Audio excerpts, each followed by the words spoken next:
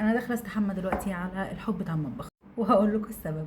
جوزي حبيبي بيحب يقف بالعرض في ارزاق الناس، يشوف رزق الناس وينام عليه كده. يعني سبحان الله، ربنا اختار له طريقه وبقى دكتور، بس هو مصر يبقى سباك. حنفيه المطبخ بتطلع ميه من كل حته الا من حته الحنفيه نفسها. اول ما بفتحها فجاه بلاقي قلت له 1000 مره، وهو شايف ان المشكله في ان هو بيربطها وانا بحرك. لا صح، ازاي بحرك حنفيه المطبخ علشان اغسل بيها حاجات؟ يعني انا برضو مش منطقيه.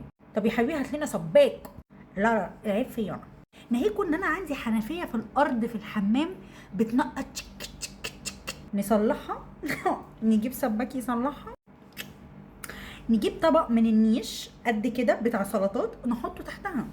خلصنا من السباكه، نخش بقى على الكهرباء.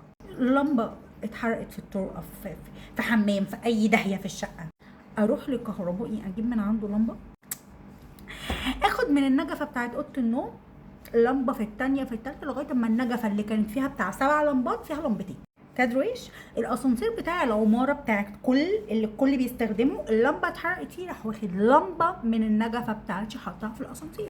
طب ننزل للكهربائي نشتري منه لمبه، نجيبه معانا يعمل خطوط الليد اللي بايظه بقالها 4 سنين ونفسي اركبها؟ لا طبعا، لا طبعا. في ايه؟ انا هلزقها لك، انا محتاج ايه؟ دبل فيس والزقها لك. طب نروح المكتبه نجيب الدبل فيس عشان نلزقها؟ لا طبعا، احنا هنستنى 4 سنين تاني. فخلاص بقى انا فقدت الامل في كونه دكتور، وبيتهيألي هو دلوقتي بيتطلع انه يبقى نجار عشان عندي شويه نجار عايزه تتظبط.